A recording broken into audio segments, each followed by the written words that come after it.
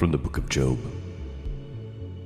Why do the wicked still live, grow old, and also become very powerful? Their descendants endure with them in their sight, and their offspring before their eyes. Their houses are safe from fear, and the rod of God is not on them. His ox mates without fail, his cow calves and does not miscarry. They send out their boys like the flock, and their children dance. They sing with the tambourine and the harp, and rejoice at the sound of the flute. They spend their days in prosperity, and suddenly they go down to Sheol.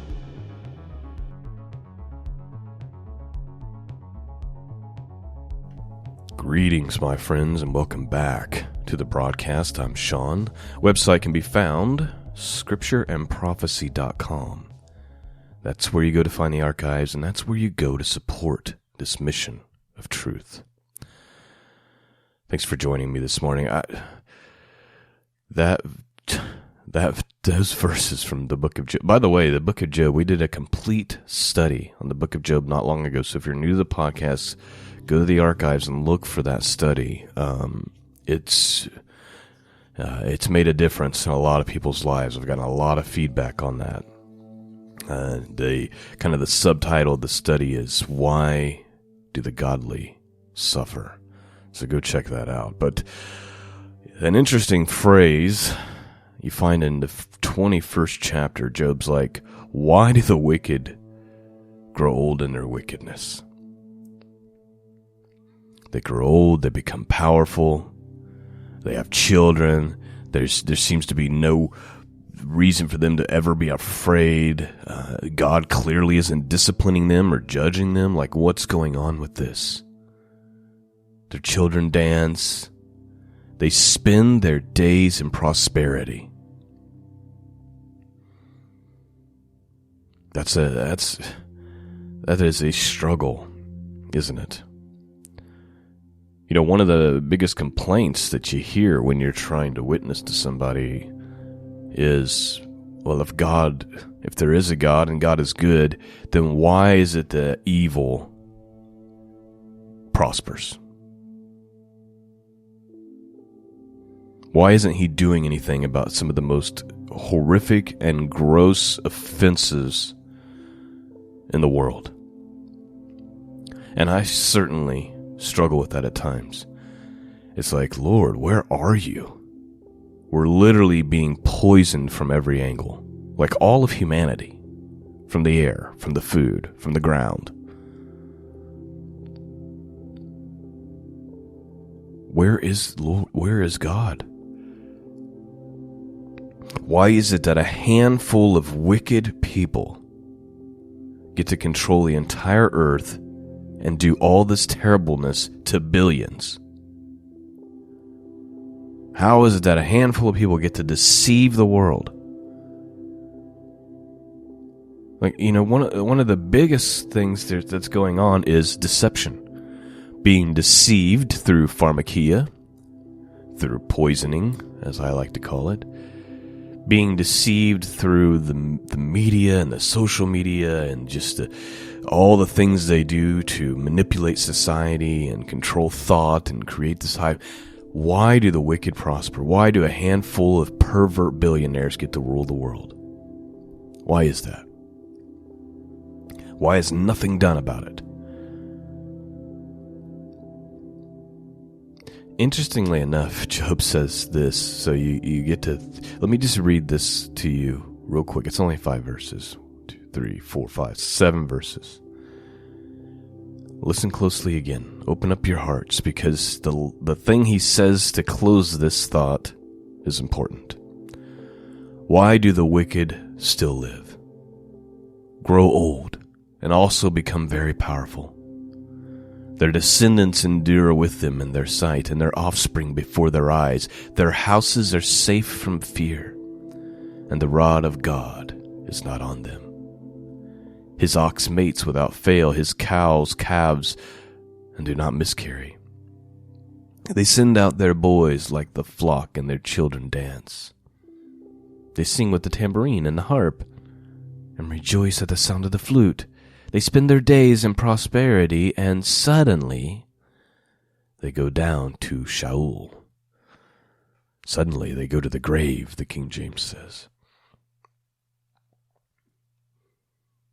They live their life in prosperity. They get away with their wickedness all their lives. They even grow old doing it and bear children who get to do it.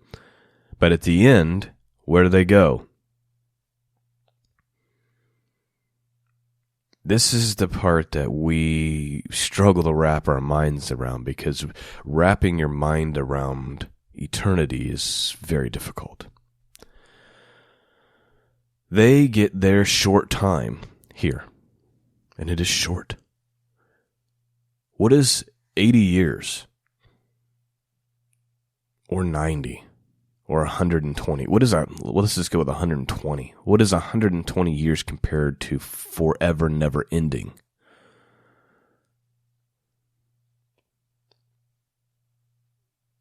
I mean, just do the math. Pretend eternity is 1 million years. That's a number that's unthinkable, to be 1 million years old. Would you give up 1 million years of eternal bliss? No more crying, no more pain, no more disappointment. Finally feeling like you have a purpose. Access to God. Would you trade that for 120 years of indulging the flesh and having everything you want here on earth? And the answer for some people is yes, I would, because they do, and they admit it. When they are on these talk shows and they say, we sold our soul to the devil so that I could be this famous singer, or I could be... That's not hyperbole. They literally mean that.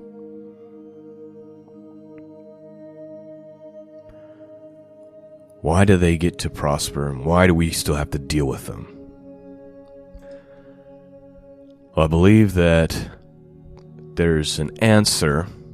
It doesn't completely satisfy, but there is an answer found in the parables of the kingdom in Matthew chapter 13. And so that's what we're going to focus on for the rest of this broadcast. So let's go and let's look at the book of Matthew, the Gospel of Matthew, chapter 13. And there's a couple parables that we're really going to focus in on, but one in particular, the wheat and the tares, because Jesus describes how both the wheat being the children of God and the tares being the children of the devil, we have to grow up together side by side until the harvest. And I thought this would be an interesting topic to re-examine, seeing as how we just spent a whole week talking about Shavuot, which is a harvest feast, right? So I'm going to read chapter 13. Let's discuss. Let's begin.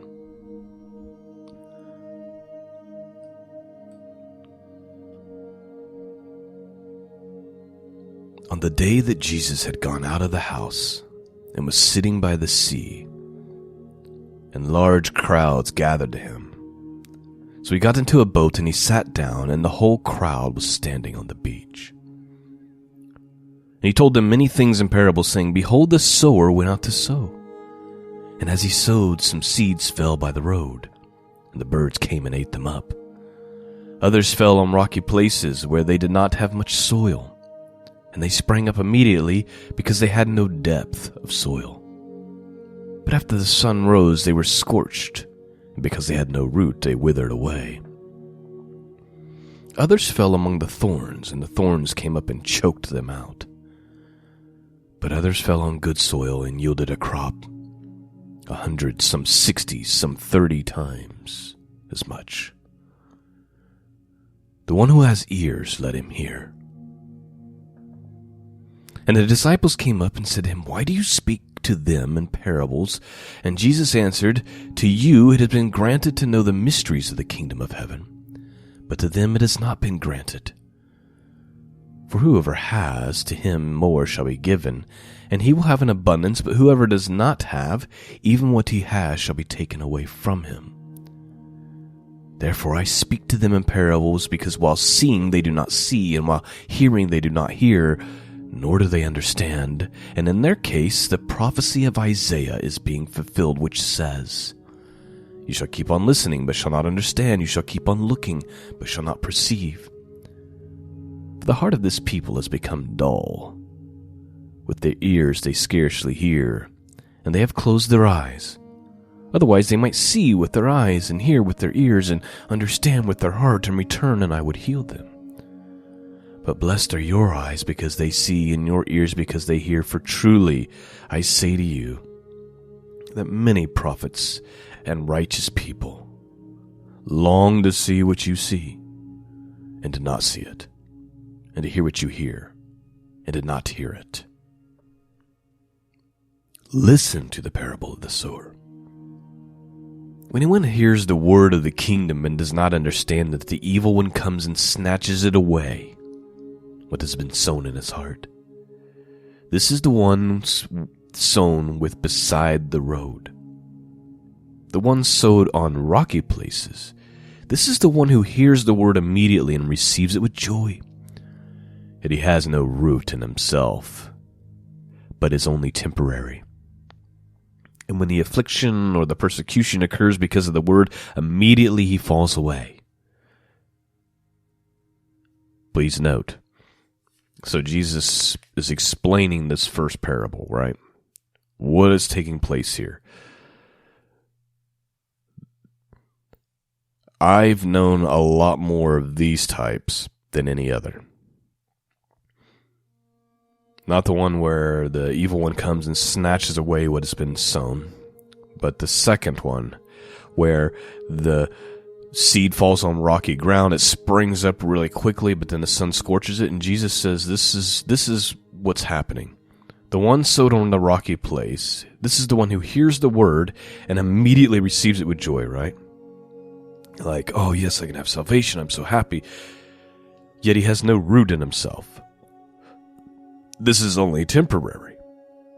Because as soon as trouble comes, as soon as it gets hard to be a Christian, what happens? Abandon ship. Oh, I'm going to get silenced. Abandon ship. Oh, people at work are looking at me weird. Abandon ship. Oh, my family thinks I'm an idiot. Abandon ship. Oh, I didn't realize I wasn't allowed to do this anymore. Abandon ship. Oh, I got sick. Abandon ship. Oh, I had some financial trouble. Abandon ship.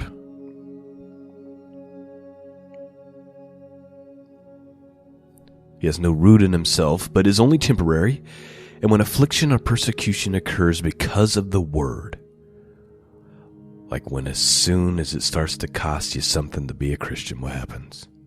Immediately he falls away. The next one, verse 22. And the one sown with seed among the thorns, this is the one who hears the word, and the anxiety of the world and deceitfulness of wealth chokes the word, and it becomes unfruitful. So here they receive it, they believe it, but the world has got such a grip on them that they can't produce fruit. They don't spread the gospel. They don't do any work for the kingdom. They don't make a difference. Because what if somebody sees me? What if somebody hears me? What if I lose what if I lose my business? What if the deceitfulness of wealth choke the word and it becomes unfruitful? Notice the deceitfulness of wealth. See, people think that the wealth is going to bring them happiness, fulfillment, joy. It doesn't. So you have some, they forsake the wealth, and yeah, they struggle more in this world, but they forsake the wealth for the sake of the kingdom. And then you have the ones who they're deceived by that and they become unfruitful. Continuing on, verse 23, but the one sown with seed on the good soil is the one who hears the word, understands it, who indeed bear fruit and produces some 100, some 60, and some 30 times as much. Now, let's look at the weeds among wheat. This is to bring it all back home to the point. Why are we stuck with these evil people? Why hasn't God done anything about it? I believe it's mostly explained with this parable. Starting with verse 24, Jesus presented another parable to them, saying, "The kingdom of heaven is like a man who sowed good seed in his field. But while his men were sleeping, his enemy came and sowed weeds among the wheat and left. And when the wheat sprouted and produced grain, then the weeds also became evident. And the slaves of the landowner came and said to him, 'Sir, did you not sow good seed in your field? How then does it have weeds?' And he said to them, 'An enemy has done this.' And the slave said to him, 'Do you want us then to go and gather them up?' But he said, 'No.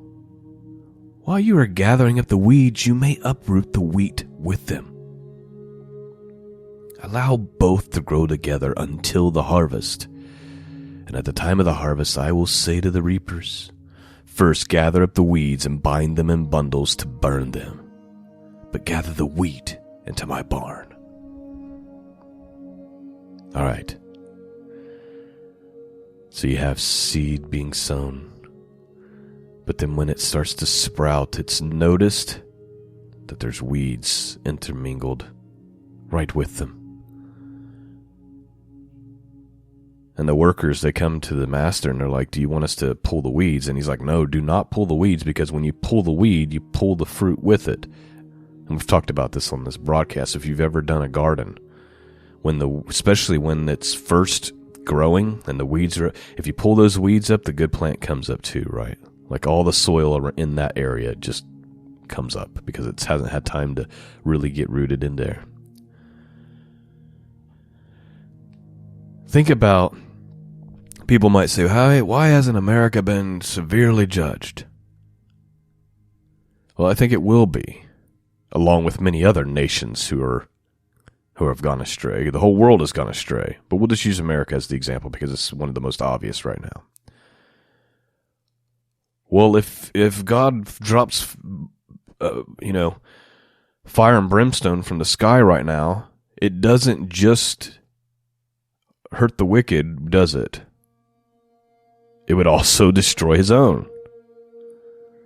So we're stuck growing together until it's time. Continuing on, he's going to do two other little parables here about the kingdom, which describe how, kind of like what we've seen throughout human history, it started off as a small little thing and then it's grown throughout all the world, but not its full fulfillment, obviously. And then he will explain the weeds. Verse 31, "And he presented another parable to them, saying, The kingdom of heaven is like a mustard seed, which a person took and sowed in the field, and this is smaller than all the other seeds. But when it is fully grown, it is larger than the garden plants and becomes a tree, so that the birds of the sky come and nest in its branches. He spoke another parable and said, The kingdom of heaven is like leaven, which a woman took and hid in 3 seah of flour until it was all leavened. All these things Jesus spoke to the crowds in parables, but he did not speak anything to them without a parable. This was so what was spoken through the prophet would be fulfilled. I will open my mouths in parables, and I will proclaim things hidden to the foundations of the world." Verse 36. Now the parable of the weeds is explained.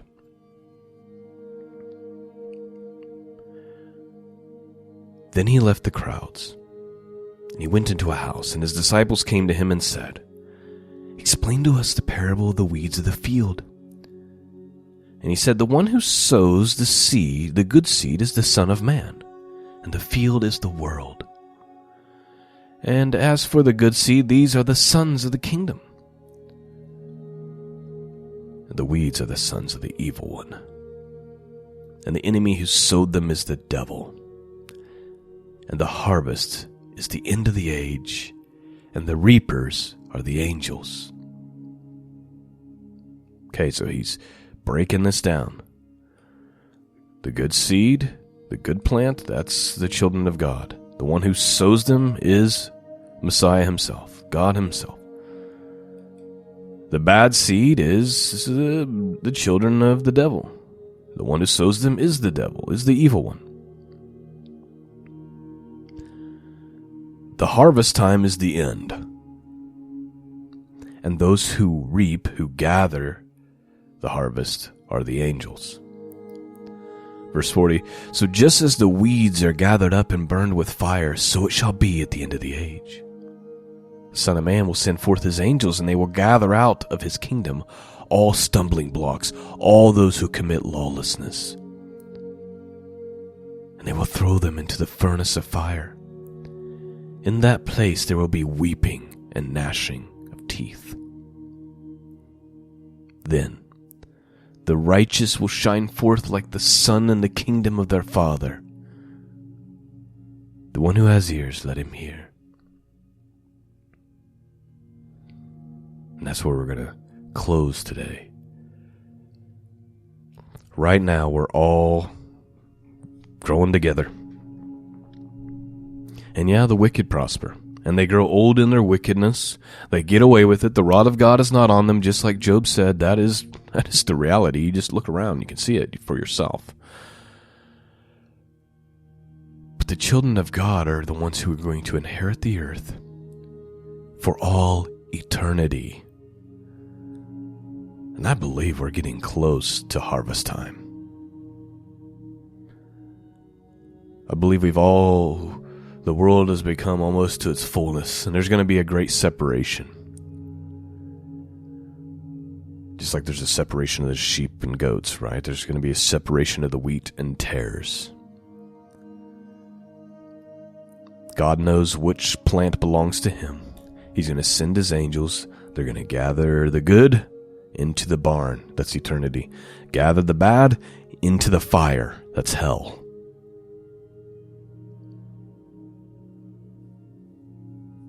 The Proverbs talk about don't envy the wicked. Yeah, they're getting away with it today, but they're going to grow old, and it's going to come quick. And they're going to have to answer. And they're going to have to pay. When you're 1,000,000 years old, they'll still be weeping and gnashing their teeth in eternal damnation. They're not to be envied, they're to be pitied. They're to be prayed for. Open their eyes. They don't understand the exchange rate here.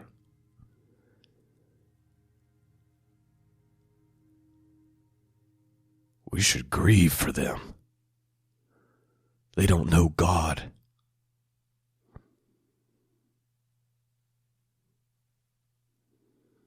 I hope you've been blessed this morning. I hope you've been strengthened and encouraged. Thank you for listening. Thank you for praying for me and for my family. Please continue to do so. Further down the line we get, the more up against it I get, if you know what I mean. The more adversity and struggle that it is to speak the truth, the more it costs. And I'm not talking about finances. I'm talking about just in general, the more it costs. So please pray for me and my family. Thank you for your support. Those of you who support the podcast and make it happen, I couldn't do without you. And I'm just extremely grateful and thankful for all of you. Thanks for listening. Peace and grace be with all of you. And until next time, God bless.